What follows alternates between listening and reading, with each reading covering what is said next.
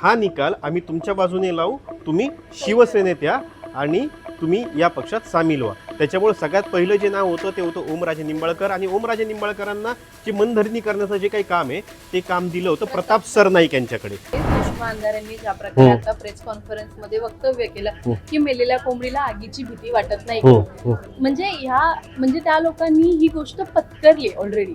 जे प्लॅनिंग केले गेले त्याच्यामध्ये काही खासदारांना थेट एअरलिफ्ट केले गेले, विमानं होते जे चार्टर्ड फ्लाईट होते ते व्यवस्थित आले, त्यात ते खासदार बसले आणि राजस्थान मार्गे ते दिल्लीला पोहोचले। ऍडव्हान्स देखील दिले गेले आणि जोपर्यंत त्यांच्या हातात पैसे भेटत नाहीत तोपर्यंत खासदारांनी प्लेन मध्ये बसायला जे काही तो नकार दिला होता। जर 15 कोटी रुपये खासदाराला ऍडव्हान्स मध्ये दिले जात असतील आणि त्याच्यानंतरच हा खासदार विमानात बसेल असं बोललं जात असेल तर तो तिथल्या मतदारांनी जे मतदान केलंय त्याच्या विश्वासाला किती जागलेला आहे। उद्धव ठाकरेंच्या शिवसेनेचे 6 वाघ एकनाथ शिंदेने फोडले आणि ऑपरेशन टायगर यशस्वी झाल्याचं आता सांगितलं जात आहे।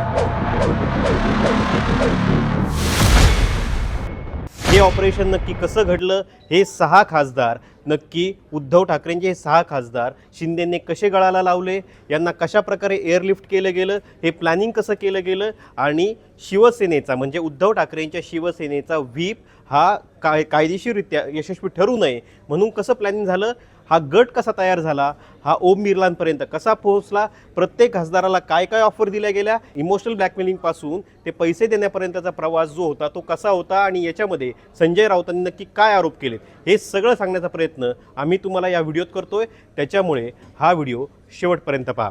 तर ही घटना जी आहे ही घटना काही आत्ताची नाही आहे, गेल्या 6 ते 7 महिन्यांपासून या सगळ्या घटनेचं प्लॅनिंग सुरू होतं आणि याच्यामध्ये जे खासदार गळाला लागले तर त्या खासदारांची नावं मनाली सांगते। मनाली, कुठले कुठले खासदार आहेत?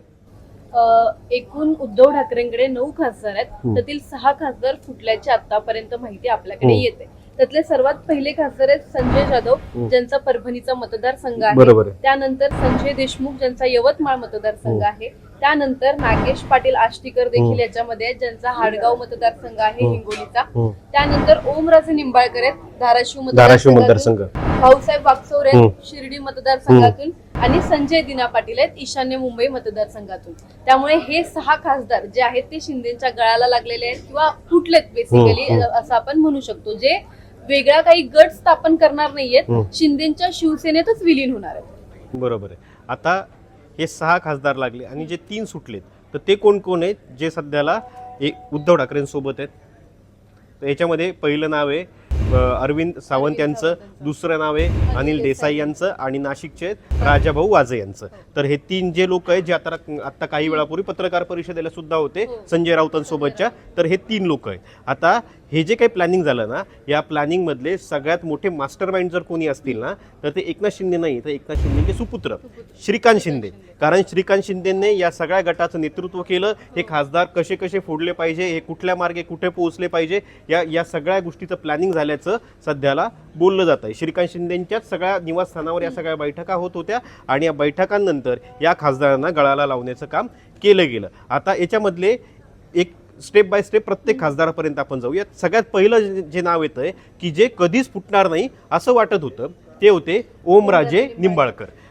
हे धाराशिवचे खासदार आहेत आणि कालच म्हणजे त्यांच्या वडिलांच्या हत्येचा निकाल कालच होता, ज्याची तारीख पवनराजे निंबाळकरांच्या, आणि ती जी निकालाची तारीख आहे ती निकालाची तारीख पुढे गेलेली आहे। 20 वर्ष ओमराजेंना न्याय मिळाला नाही, मात्र त्यांना आता न्यायाची अपेक्षा आहे। आणि याच्यावरच संजय राऊतांनी जे इमोशनल ब्लॅकमेलिंगचा आरोप केलाय तो असाच आहे की हा निकाल आम्ही तुमच्या बाजूने लावू, तुम्ही शिवसेनेत या आणि तुम्ही या पक्षात सामील व्हा। त्याच्यामुळे सगळ्यात पहिलं जे नाव होतं ते होतं ओमराजे निंबाळकर आणि ओमराजे निंबाळकरांना जी मनधरणी करण्याचं जे काही काम आहे ते काम दिलं होतं प्रताप सरनाईक यांच्याकडे। आणि प्रताप सरनाईक बऱ्याच काळापासून ओमराजे निंबाळकर यांच्या संपर्कात होते आणि त्यांना कशा कशा प्रकारे मनवता येईल याचे सगळे प्रयत्न सुरू होते। कारण ओमराजे निंबाळकर तेच ओमराजे निंबाळकर आहे ज्यावेळेस शिवसेना फुटली होती त्यावेळेस अगदी खमक्यापणे उद्धव ठाकरे यांच्यासोबत उभे राहिले होते।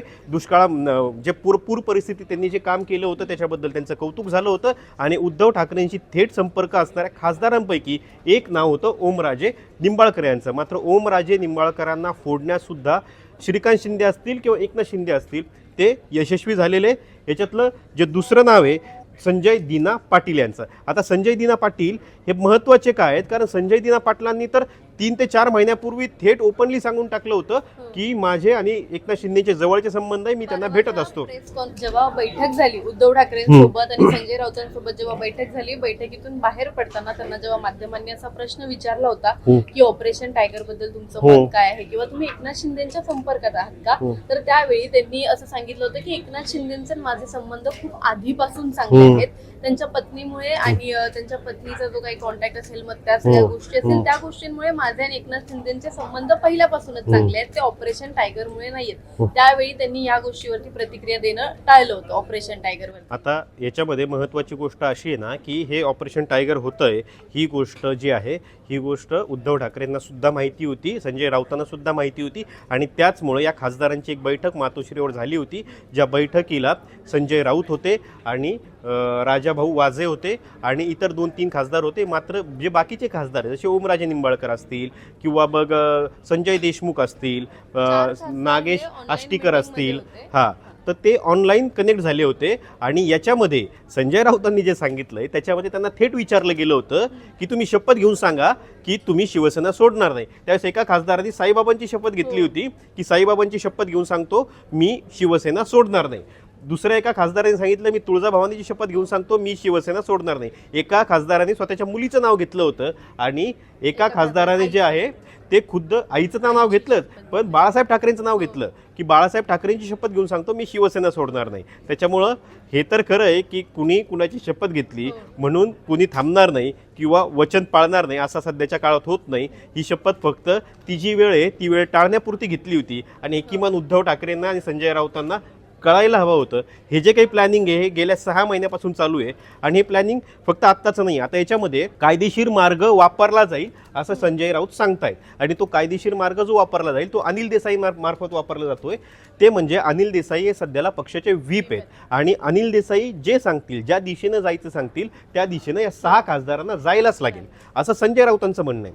मात्र यात सुद्धा एक कायदेशीर पळवाट जी आहे ती आधीच काढली गेलेली आहे. हे माहिती होतं हे अशाच प्रकारे होईल. तर याच्यासाठी काय केलं गेलं तर हे जे 6 खासदार, या 6 खासदारांचा एक गट तयार केला गेला आणि तो जो गट आहे त्या गटानं एक पत्र दिलंय ओम बिर्लांकडे की आमचा एक स्वतंत्र गट आहे आणि त्याचा व्हीप हा या 6 जणांपैकी एक आहे. आता तो व्हीप कोण आहे हे आत्तापर्यंत उघड झालेलं नाही, पुढच्या 1-1.5 तासात किंवा 2 तासात ते कदाचित उघड होईल. तर तो व्हीप जो आहे तो अंतर्गत व्हीप ठरवला गेला आहे आणि या गट आहे त्या गटाचा नेता पण ठरवला गेला आहे. त्याच्यामुळं त्यांचा जो अंतर्गत व्हीप आहे तो व्हीप यांच्यावर काम करेल आणि याचं पत्र जे ते ओम बिर्ला म्हणजे लोकसभेचे जे अध्यक्ष आहेत त्यांना दिलं गेलं आहे. त्याच्यामुळे अनिल देसाईंचा व्हीप जो आहे तो व्हीप यांना लागू पडणार नाही आहे असं शिंदेचे जे खासदार आहेत किंवा त्यांचे जे सूत्र आहेत त्यांच्याकडून असं सांगितलं जातं आहे. आता दुसरं जे हत्यार आहे ते शिवसेनेने उपसलं आहे ते म्हणजे याला जे काही जनताच उत्तर देईल किंवा शिवसैनिक उत्तर देतील. आणि दुसऱ्या बाजूला सुषमा अंधारे म्हणतायत की घरात घुसून जाब विचारा, म्हणजे नक्की काय सांगण्याचा प्रयत्न करतायत हे पण महत्त्वाचं आहे. खरंच कुणी घरात घुसून या खासदारांना प्रश्न विचारणार आहे का? कारण एका पक्षाच्या चिन्हावर निवडून यायचं आणि निवडून आल्यानंतर स्वतःच्या वैयक्तिक फायद्यासाठी दुसऱ्या पक्षात जायचं आणि पक्षच कधी कधी आपल्या नावावर करून घ्यायचा, ही जी काही पद्धत गेल्या काही काळात सुरू झालेली आहे या पद्धतीला लगाम घातला गेलेला नाही आहे. ना जनता याला प्रश्न विचारते ना या खासदारांना वैयक्तिकरित्या असं काही वाटतंय की आपण हे करावं किंवा करू नये. कारण मतदार ज्यावेळेस मतदान करतो त्यावेळेस तो फक्त एका चेहऱ्याला पाहून मतदान करत नाही, तर तो त्या पक्षाला पाहून करतो, त्याच्या विचारसरणीला पाहून करतो, त्या नेत्याला पाहून मतदान करत असतो. मात्र सध्याला ही जी काही राजकीय विचारसरणी आहे ही राजकीय विचारसरणी राहिलेली दिसत नाहीये. पण कुठे ना कुठेतरी सुषमा अंधारेंनी ज्या प्रकारे आता प्रेस कॉन्फरन्समध्ये वक्तव्य केलं की मेलेल्या कोंबडीला आगीची भीती वाटत नाही, म्हणजे त्या लोकांनी ही गोष्ट पत्करली ऑलरेडी की आपला पक्ष फुटू शकतो, आपल्याला खासदार सोडून जाऊ शकतात, आपल्याला लोक सोडून जाऊ शकतात. ही गोष्ट कुठे ना कुठेतरी त्यांनी पत्करली. आणि म्हणजे ऑपरेशन टायगरची चर्चा आत्ताच नाहीये किंवा असं नाही की एका महिन्याआधी किंवा 1-2 आठवड्यांआधी ही चर्चा सुरू झाली. ऑपरेशन टायगरची चर्चा किंवा बातम्या अनेक माध्यमांमध्ये पहिल्यापासून येत होत्या. त्यामुळे मग त्यावेळी कुठे ना कुठेतरी उद्धव ठाकरेंनी किंवा उबाटा गटाने पूर्णपणे सावध राहण्याची गरज होती. आता सुषमा अंधारे जरी म्हणत असले ना मेलेल्या कोंबडीला आगीची भीती नसते, मात्र सुषमा अंधारेंना पण हे माहिती असेल की सुषमा अंधारेंना सुद्धा गेल्या काही काळात काही ऑफर होत्या, त्या सुषमा अंधारेंनी घेतल्या नाही घेतल्या किंवा त्याच्याबद्दल काय झालंय सुषमा अंधारेंना सुद्धा माहिती आहे. म्हणजे सुषमा अंधारेंना पण फोडण्याचे प्रयत्न याच्या आधी झाले आणि खूप मोठ्या ऑफर त्यांना दिल्या गेल्या होत्या. अशा चर्चा ज्या आहेत त्या माध्यमांमध्ये होत्या. आता त्या किती खऱ्या आहेत हे सुषमा अंधारेंना माहिती आहे. मात्र जे पक्षातले चांगले नेते उद्धव ठाकरेंचे जे फायर ब्रँड नेते आहेत ते प्रत्येक नेत्याला फोडण्याचा प्रयत्न आणि विरोधी पक्ष संपवण्याचा प्रयत्न जो काही आहे तो सध्याला सगळीकडे सुरू असलेला दिसतोय. आणि याला जी साथ दिली जाते ती भाजपकडनं दिली जाते आणि सगळ्या प्रकारचं जे काही प्लॅनिंग आहे ते केलं जातं. आता याच्यातलं प्लॅनिंग सगळ्यात महत्त्वाचं आहे. जे प्लॅनिंग केलं गेलं त्याच्यामध्ये काही खासदारांना थेट एअरलिफ्ट केलं गेलं. नांदेड विमानतळावरनं आणि पुणे विमानतळावरनं विमानं होते, जे चार्टर्ड फ्लाईट होते ते व्यवस्थित आले, त्यात ते खासदार बसले आणि राजस्थान मार्गे ते दिल्लीला पोहोचले. आणि हे सगळं प्लॅनिंग आधीच ठरलेलं होतं. आता संजय राऊतांनी याच्यामध्ये एक आरोप केला आहे की 50 खोके म्हणजे 50 कोटीचं यांना ऑफर दिली गेली होती आणि 15 कोटी ह्या गोष्टीमध्ये ऍडव्हान्स देखील दिले गेले आणि जोपर्यंत त्यांच्या हातात पैसे भेटत नाहीत तोपर्यंत खासदारांनी प्लेनमध्ये बसायला जे काही तो नकार दिला होता. अशा पण या सगळ्या गोष्टींमध्ये अफवा आहेत आणि संजय राऊतांनी स्वतः देखील प्रेस कॉन्फरन्स आता तुम्ही विचार करा, जर 15 कोटी रुपये खासदाराला ॲडव्हान्समध्ये दिले जात असतील आणि त्याच्यानंतरच हा खासदार विमानात बसेल असं बोललं जात असेल तर तो तिथल्या मतदारांनी जे मतदान केलंय त्याच्या विश्वासाला किती जागलेला आहे. निष्ठाच नाही. निष्ठा, पक्षनिष्ठा असतील किंवा पक्षाचे विचार असतील किंवा पक्षाचं एकूणच त्यांनी ज्या सगळ्या याच्यावर तो निवडून आलाय त्याच्या याला तो किती जागलाय हे सगळ्यात जास्ती महत्त्वाचं आहे. आता हे आरोप याच्या आधी सुद्धा झाले होते, ज्यावेळेस आमदार फुटले होते 40 आमदार, त्यावेळेस पण 50 खोक्याची जी अफवा आहे ती अफवा आहे की ते खरं आहे हे प्रत्येक त्या आमदाराला किंवा फुटलेल्या त्या कार्यकर्त्याचा तो जो काही जवळचा कार्यकर्ता असेल त्याला माहिती आहे. मात्र हे जर खरं असेल तर त्या प्रत्येक खासदारानं विचार करण्याची नक्कीच गरज आहे.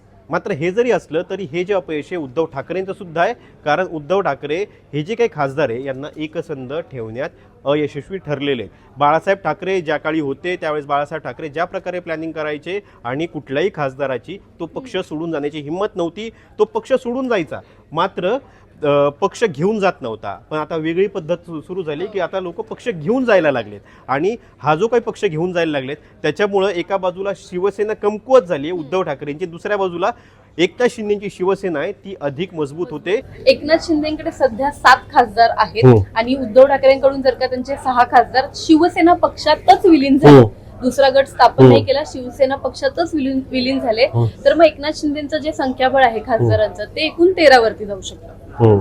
ह्या लोकांनी शिवसेना पक्षात विलीन झाले तर मग त्यामुळे कुठे ना कुठेतरी एकनाथ शिंदेना केंद्रासाठी ही गोष्ट खूप चांगली आहे. केंद्रीय मंत्रीपद किंवा संख्याबळ जे आहे खासदारांचं ते एकनाथ शिंदेकडे चांगलं आहे. हा म्हणजे केंद्रीय मंत्रिपदासाठी सुद्धा ज्यावेळेस मंत्रिमंडळाचा विस्तार होईल त्याच्यामध्ये शिवसेनेला आणखी एखादं मंत्रिपद त्यांच्या पदरात पडू शकतं. आणि हे जे 6 खासदार आहे यांच्यापैकी सुद्धा बऱ्याचदा काही खासदारांना मंत्रिपदाची किंवा राज्यमंत्रीपदाची किंवा इतर मंत्रिपदाची ऑफर सुद्धा दिलेली असू शकते. अशा ज्या काही शक्यता आहे त्या शक्यता वर्तवल्या जात आहेत. मात्र या सगळ्यात एक निश्चित आहे की राजकारणाचा स्तर दिवसेंदिवस ढासळतोय.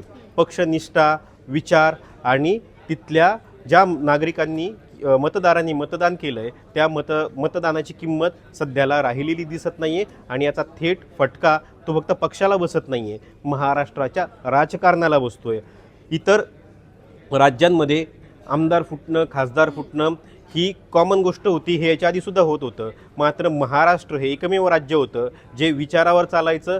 जरी भाजपचा विचार असणारा नेता असेल तर तो शेवटपर्यंत भाजपमध्येच होता, राष्ट्रवादीचा असेल तर राष्ट्रवादीमध्येच होता. एखादा खासदार इकडून तिकडे गेलेला असेल मात्र हे असं पहिले होत नव्हतं. मात्र आता फक्त खासदारच जात नाही, आमदारच जात नाही, नगरसेवकच जात नाही तर ते स्वतःसोबत पक्षही घेऊन जात आहेत. आणि ही गोष्ट राजकारणासाठी आणि महाराष्ट्राच्या एकूणच सगळ्या परिस्थितीसाठी किती योग्य आहे तुम्हाला काय वाटतं खाली कमेंट बॉक्समध्ये नक्की सांगा. आणि अशाच माहितीपूर्ण व्हिडिओसाठी टाइम्स नाऊ मराठीला सबस्क्राईब आणि फॉलो करायला विसरू नका.